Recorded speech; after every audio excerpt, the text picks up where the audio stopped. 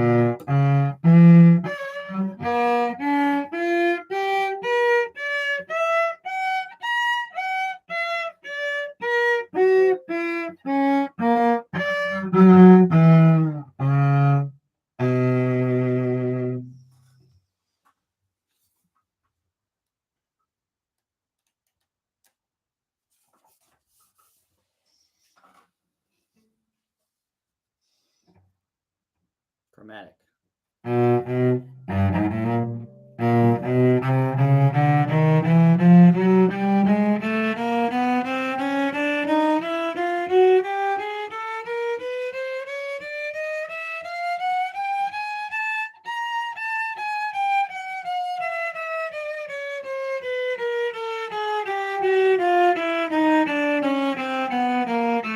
I'll take that.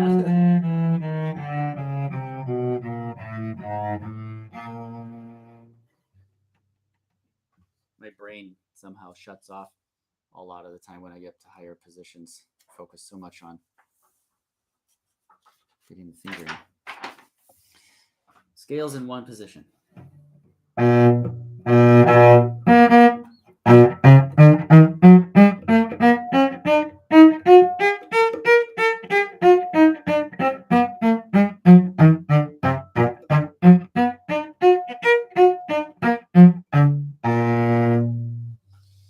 And chromatic scales in one position.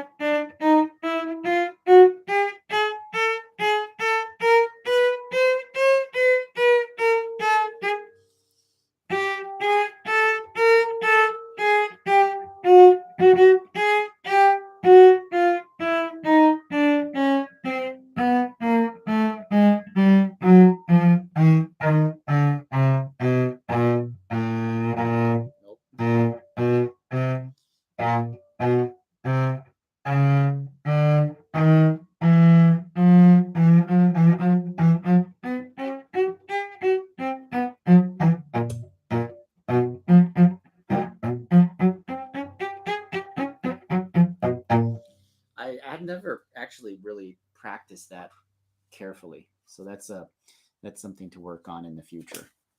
Okay, that's my entire warm up. And yeah, cellist. Anybody that's a cellist will know that's a Goltermann system transcribed by Hans Jensen, who just recently came out with a co-authored book called Cello Mind, and I guess Practice Mind as well. And they look really interesting. I follow him on, or that channel on Instagram, and it's wow. His students just play stunningly beautiful and amazing in tune. I mean, it just blows my mind. I could only hope to play half that good. Maybe someday when I grow up, I'll be able to play like that. I know, I'm just putting myself down. I'm really good at it. So here is,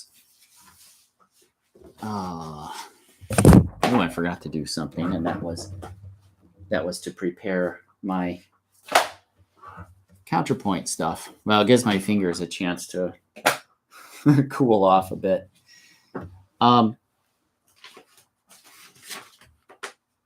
I did not print out my 5 species. Unfortunately, I wish I had done that. So I'm going to look on my computer and do it that way. Here's my Quarenghi, Part 3, Section 2. And then on top of that, I have it's about a 1900, circa 1900 version of the Groves Dictionary. And I kind of like the old ones in a way because it's more, it was written during the time period of the music that I'm actually playing, which influences a lot of how you write things, of course. And I guess not every article was rewritten, but some of them, and then some of the musical examples are different as well, just depending on what they decided.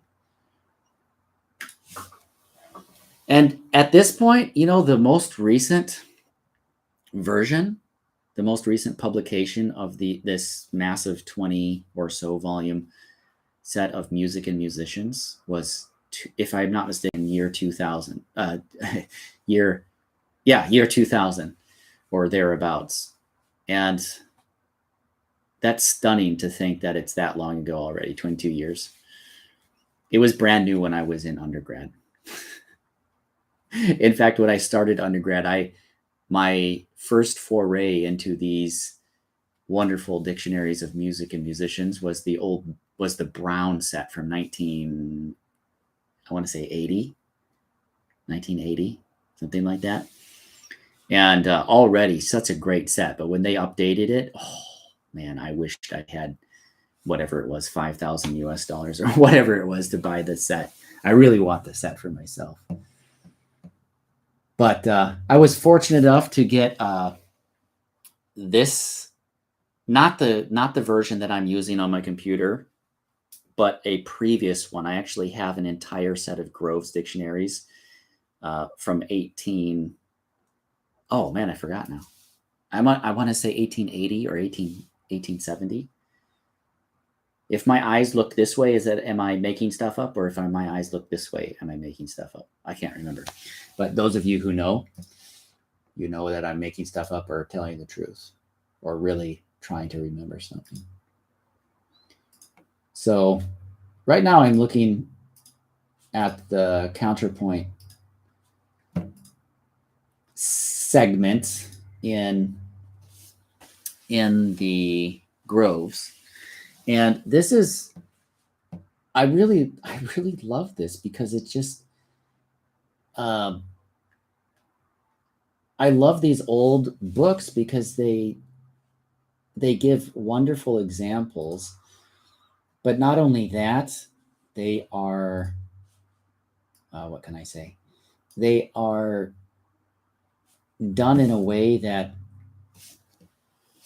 makes you feel part of the music. It's like they're writing in the helping you to feel incorporated. Anyway, on to Counterpoint. I'm going to do a really brief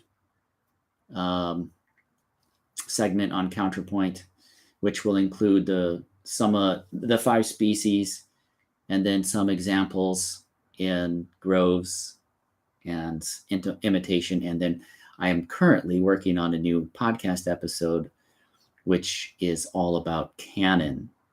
So just to review, so far in Quarenghi, which is what set me off on my current obsession, Counterpoint, his cello method contains an entire section, Part 3, Section 2 of his cello method on counterpoint, which include definitions, types of counterpoint. So that would include the 5 species, all very, very basic fundamental stuff, nothing Nothing fancy. He doesn't go off on too many tangents. And then he does imitation. Oh, before that, he does 2 examples of canon, augmentation and diminished. And then imitation, a full canon, like imitation, canon, and fugue are his own compositions. And that already blows my mind that someone in the 19th century was writing this stuff and doing it really well. But by the way, he was a historian as well. He wrote an entire book on the history of the cello, or at least of music. And so here we are. Just as a quick review, his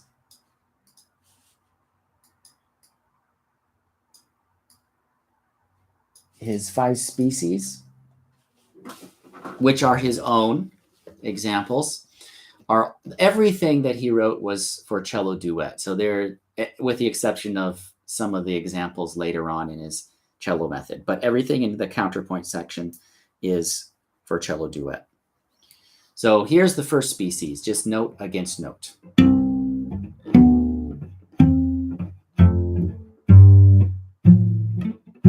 And they're written as whole notes. And I'm just speeding through them because otherwise we'd be here forever looking at this stuff. I know that's I want to use that line because I hear it all the time. Is it popular? Do people get more views that way? Here's second species, which is 2 notes against the subject in the bottom.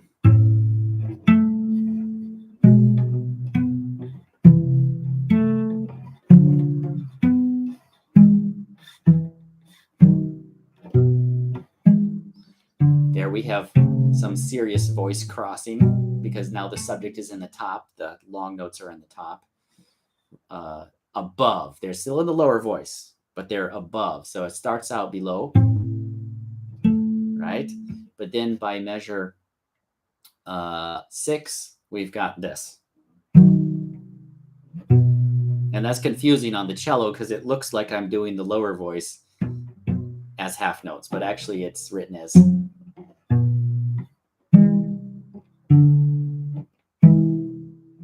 there. Now you can see it. So the G sharp is the lower voice and the A is the lower voice. I know it sounds higher, but it's literally written as the second cello part. It's still voice crossed here. Now it switches back. The lower voice is really lower. Great. The third species is 4 against 1. Whoops. And it's really clear until right here, voice crossing. Again. Or I should say still voice crossed. And then at this point it crosses back.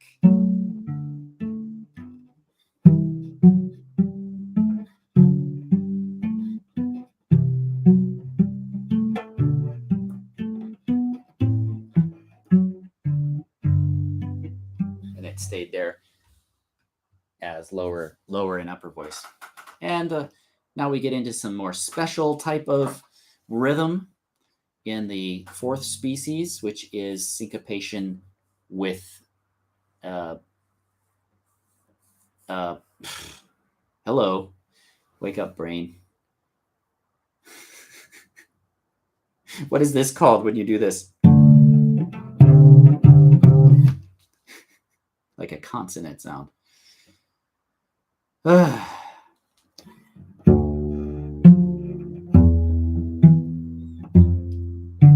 So it sounds like you're doing whole notes against whole notes, but of course it's syncopated, so it's whole notes in the lower voice and then tied half notes over the bar line in the upper voice.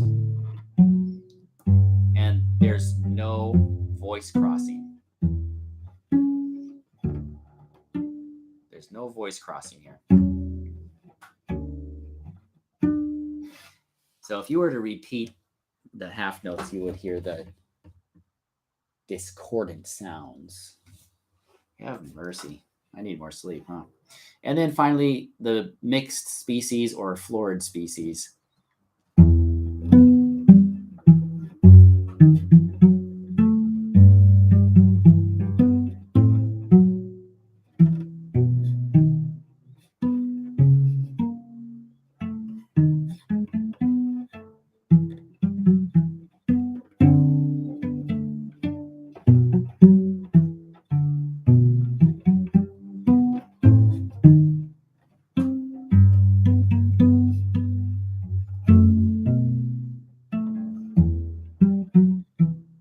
If I could keep...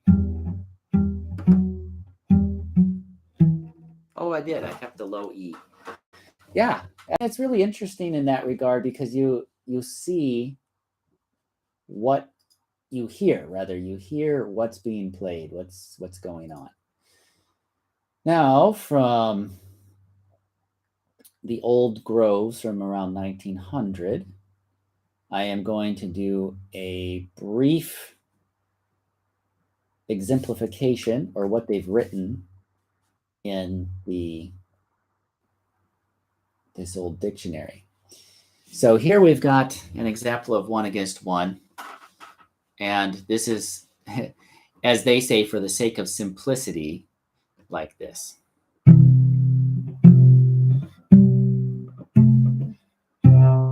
Obviously, it's just, the same note, so that's not really melodic. That's not really a subject, is it? Not a cantus firmus. Although in modern times, in today's music, yeah, it is. How does pop music get to be popular anyway? Yeah, some of it is good, and they a lot of them do know their music theory, but man, it's not very interesting melodically.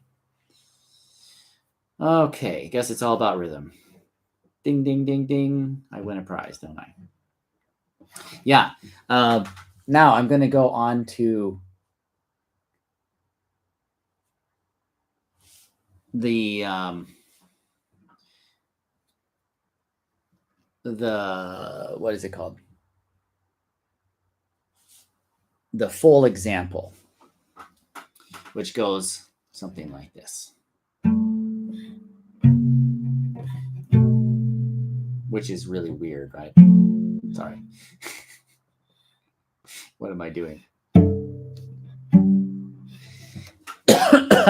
Actually, I can't play that stuff very well. Excuse me. I'm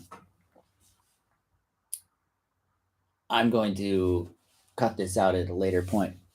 Now, I'm going to play a little bit of the imitation as a review. But really why I'm doing this is because I want you all to go listen to my podcast. So far, I have 2 episodes up on Quarenghi and his Counterpoint, his excursion into Counterpoint. First, the 5 species, an introduction to Quarenghi, and then the 5 species. And the next episode is about imitation. And I do use some examples from Groves and then his full composition, which I'm going to show you a bit of right now. It's a 3-page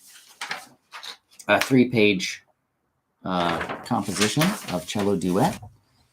And right now, I'm just going to go through in succession.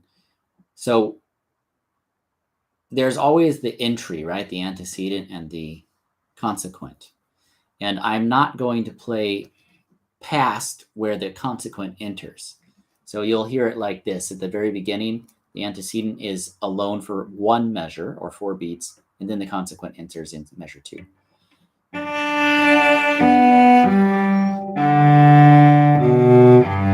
Like this. And then I'm going to do the second measure. This is an extremely confusing way if you're not looking at the music. But I like this because it really shows how he deviates, how he goes off on florid or different tangents of doing the antecedent, or the consequent rather. Here's measure 3. Measure 3 of the consequent. And then measure 4. And I did one downbeat because it just sounds so good to play that. And here's measure 4 of the consequent. And then, this is interesting, he didn't label it in the composition itself, but it's exactly the same notes. But listen how close together they enter. A half note, 2 beats. So it literally would sound like this if I played them together.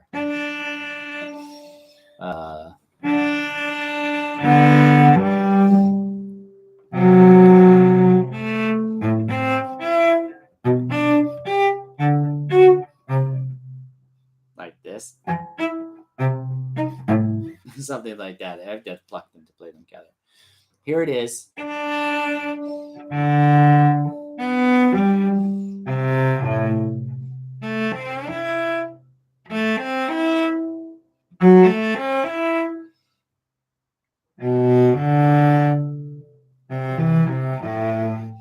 So he already changes a little bit here and I guess you can see why he didn't label it because it's so different. But interestingly enough, he gives another antecedent and consequent, which are not half notes, quarter notes. And it goes like this, starting in cello 2.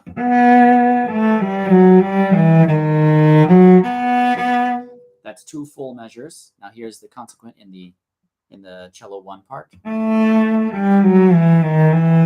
Oops.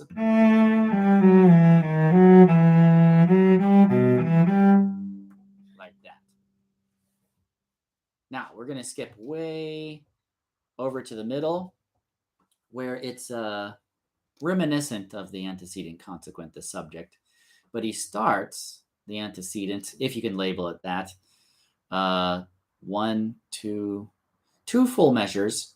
But then, interestingly enough, this is what I'm referring to as what you might label as a variant of the antecedent. At least it's reminiscent. He starts it a whole step higher instead of. So it's an arpeggio, obviously, a G major arpeggio going descending.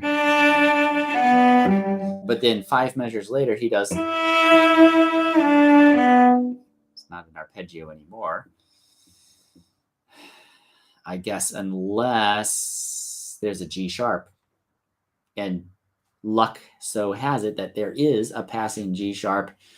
Well, it's on a beat, not a strong beat, but it's on a beat in cello part 2. So it goes like this. That is most definitely an E7 like configuration. So here we go, 2 measures. And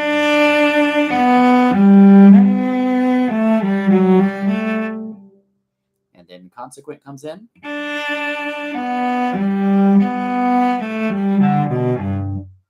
How different is that from the very beginning if we played 2 measures?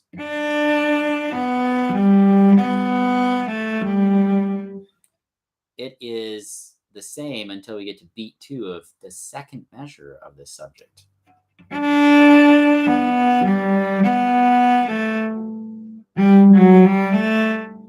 was a half note in the first time, but now it's 3 eighth notes. And the same is true in the consequent.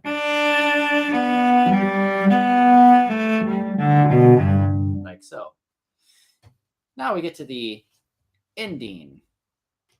We get over to the ending where he's got the antecedent playing 1 measure alone, just like it did at the beginning. Remember, this is imitation. This composition is imitation.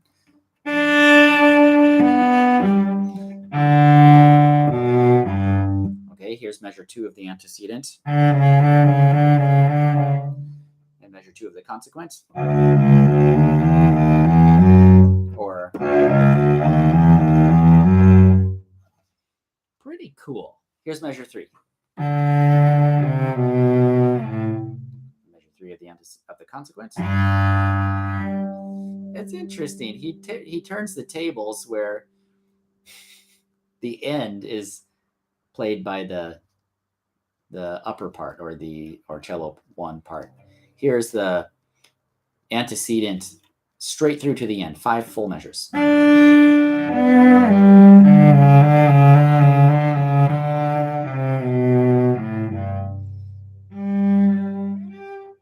it ends by itself.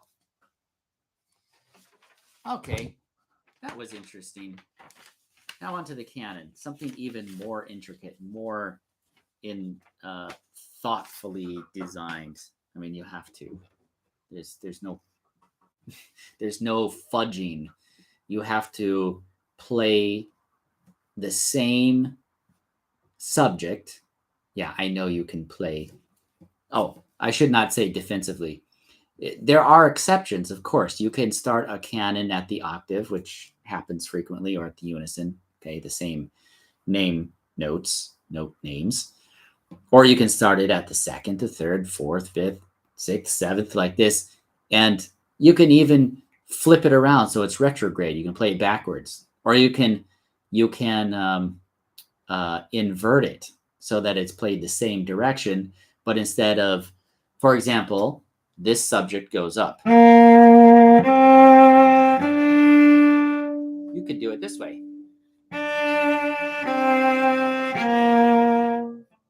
So that's quite interesting. It starts not at the unison, it starts at the 3rd above and comes back down. If it started at the unison, obviously it would do this. Right? Anyway, canon. When I was analyzing this, I was actually really taken by all the elements that you can find in here. This is a basic analyzation. I like doing these sort of things. It's interesting. Here we go. The canon has the first voice comes in for 4 measures alone, and then the second voice comes in an octave below on the 5th measure. So again, I'm going to do like an imitation and play only the measures up to where the consequent, or in this case, I think the second voice, probably called the consequent, comes in.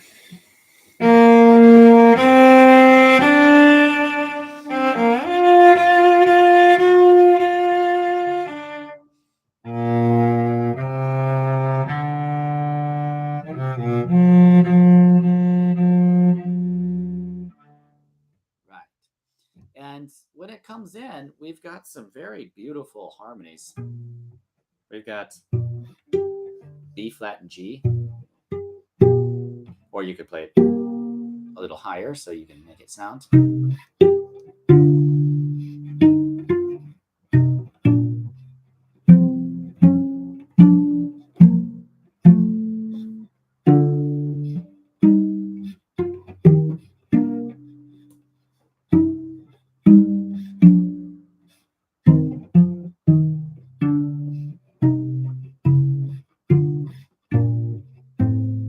I mean, beautiful harmonies and sixths.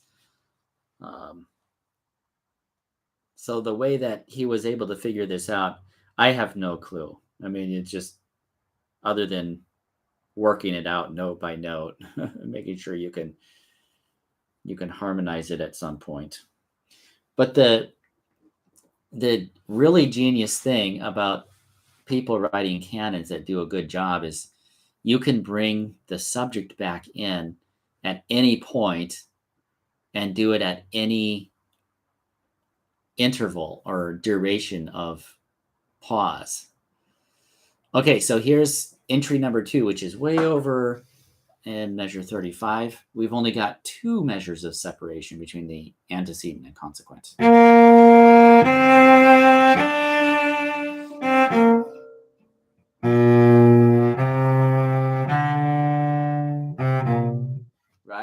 the time you're playing the consequent, the antecedent is already onto.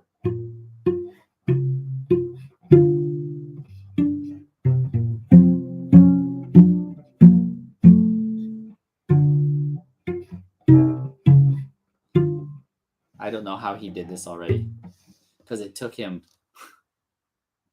oh my goodness, to be able to do that. It already took him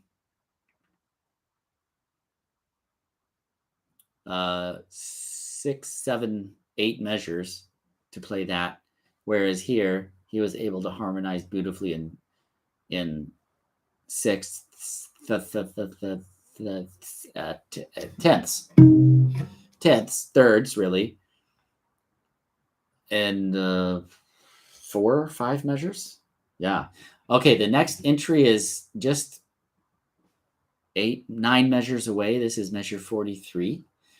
And now the antecedent is in cello 2, but they're only a measure apart. Consequent comes in an octave above.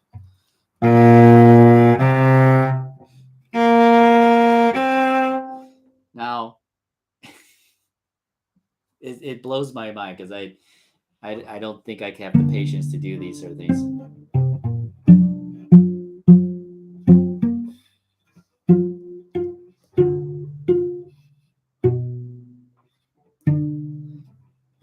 Now he does some interesting things with the tonality. He's exploring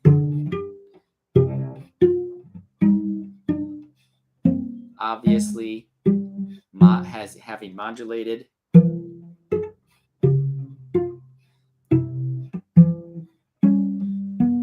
because it's modulation because it really modulated. Yeah, it's modulated because it's long enough. It's not tonization, like a couple measures. But it's really interesting. I love it. Yeah. Okay, now to the the fourth entry, and be prepared to have your minds blown. This is 1 beat apart. So the half note no longer gets to be played all the way. That's it. It goes 1, 2. If you were to play it on one cello, you'd have to play it like that, which Bach does, right? Especially in his violin sonatas and partitas. But even occasionally he'll do stuff like that. Contrapuntal work in the cello suites, especially in number 5 prelude, where he actually writes a proper fugue. So this is what it sounds like if I do pizzicato, play them together.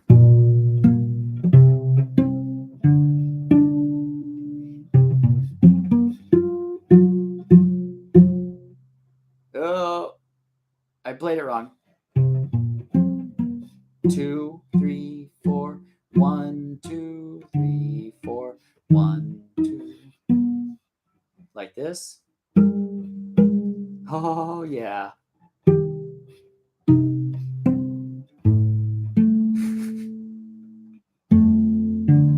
I mean, it really blows my mind that anybody can write this stuff. Okay, let's review. The way he enters the subject, 4 measures apart for the first time.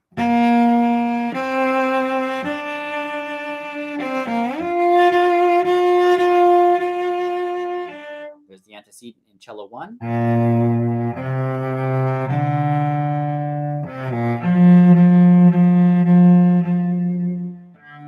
There's the consequent in cello 2. I mean, it's really cool because you can hear the entire subject, 4 measures. Now you get to hear half of the subject in the second entry, measure 35.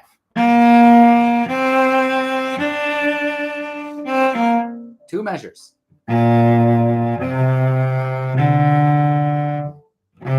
There's the consequent 2 measures later. And now he truncates it again. Now you get hear only a quarter of the statement, but he flip-flops, he puts it down in cello 2.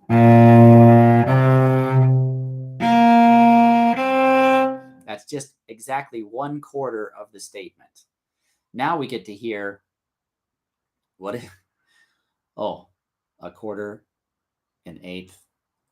What is this? A 16th? Yeah, 4 quarter notes per measure, 4 measures. Yeah, 4 times 4 is 16. There we go. You get to hear exactly 1/16 before the next voice comes in. He keeps the antecedent in the lower voice. Or down, down. He actually marks a down bow for the consequent in the upper voice. Now, we get to a place called the coda, a tail. And he doesn't label it as a tail, but obviously it's a tail because, I mean, you wouldn't do this just randomly, generally speaking. So we know that the end is coming up. Instead of continuing on in cut time, he gives us a meter change, and it is now in common time, or often referred to as 4/4 time, written that way anyway. So we can safely say that he meant for it to be slower, because we count alla breve in cut time. We count 1 and 2 and 1 and 2. But in common time, mostly we count 1, 1, 2, 3, 4. But because of the way that meter was done really early on in the medieval period, that I can pretty safely say that these meter change indicated tempos in addition to how you count things. And it's called mensuration. That's like measuring or counting. So I'm would have to say that I'm pretty safe to say that he wants it to be slower. Whether or not it's half tempo, I don't know for sure, but based on contrapuntal practices, it probably is like half tempo to give a dramatic effect to the end. And just the way, we've heard counterpoint things being played. So let's say that this is half tempo. We're going to retain the beat, but now this beat, bum, bum, this, which was a quarter note beat, becomes an eighth note, which equates to half tempo, half the speed. So now we're going to hear still, the antecedent is still in the lower voice, cello 2. So now we're going to hear, I mean, it sounds exactly the same, right? It sounds exactly the same. And that's because he wrote quarter notes. We have what used to be 2 measures in the beginning, because they were half notes, becomes just 1 measure. Okay. But that's not why it sounds slower suddenly. Here's why it sounds slower. Because he's got augmentation, which means he stretches out the statement, the subject matter. So the statement is now in the consequent half notes, which equates to twice as long, of course, than the original statement. And here it is, 2 beats after the antecedent enters. Here's the antecedent, 2 beats. And now here comes the augmented version in contrary motion, which means it's going down instead of up. 1, 2, 3, right? If it was exactly the same rhythm, it would be this tempo. But it's twice as long. So here's what it sounds like.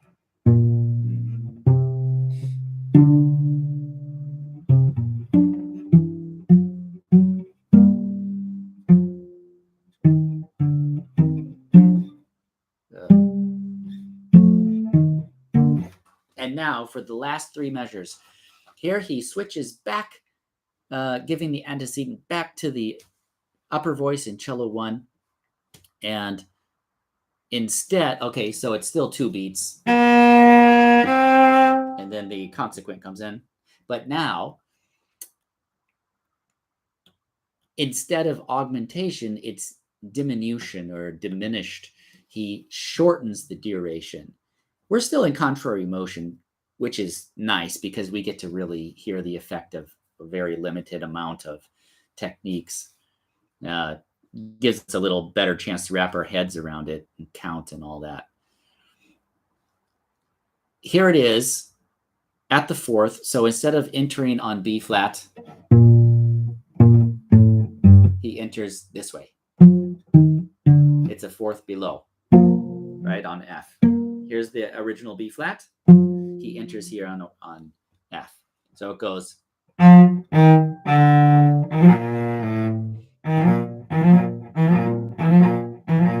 Why did he write those 30-second notes? I don't know. It's interesting, but I feel like it would have been served a better purpose if he had done it this way. But it is a little dry. Yeah, I can understand that argument too. Funny how I argue these things out of my own reasoning. Maybe I have no reasoning. I have powers of observation, but no reasoning. Very little, limited. I have diminished amounts, realms of reasoning. Oh, there I go again, putting myself down. Okay, sorry. That was a tangent. Okay, so what we heard in the diminished version is something that happened in half the amount of space. There were 3/8 notes instead of 3/4 notes. Bum, bum, bum. And I started the wrong bow.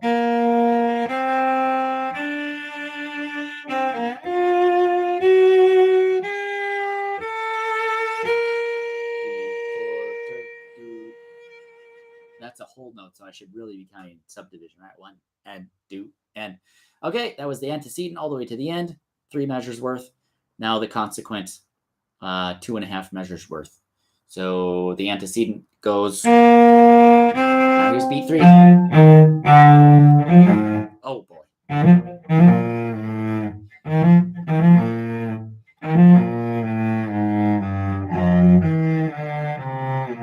Oh, I sound like a dying cow.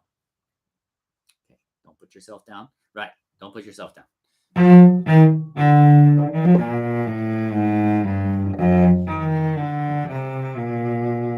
Markedly better by not putting myself down.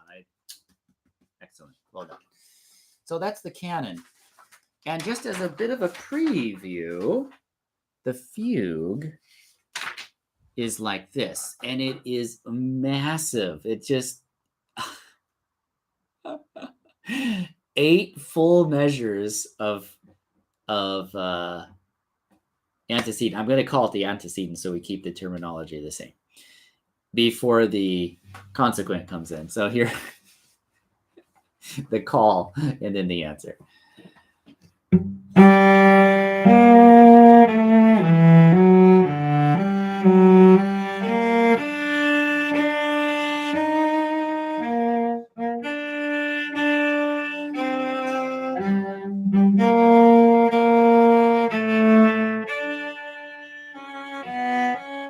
And that's where the consequent comes in, right here.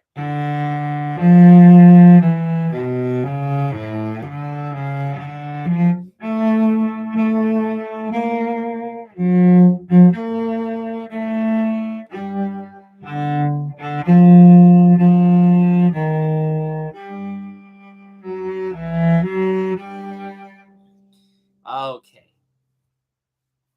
It was at the octave, as you probably heard. You can play it along just to.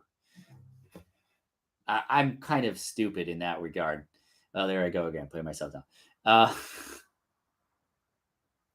I don't think very clearly on my feet. Let's put it that way. It was not at the octave, obviously. There's so many musicians that all the better ones don't listen to my podcast. There I go again, putting myself down. Jeez. It's at the fourth. It's at the fourth. It's at the fourth. Like this. Ah. Ah. There we go. I can't think clearly. Yeah. Is that right? That's right. And then it.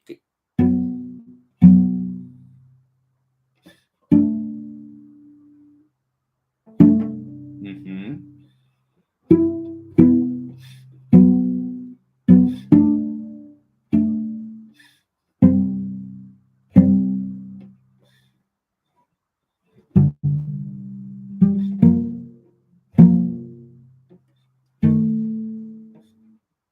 Interesting. Now it's at the fifth. Anyway, that was a much longer thing than I originally planned on. And thanks for the thumbs up. I appreciate it.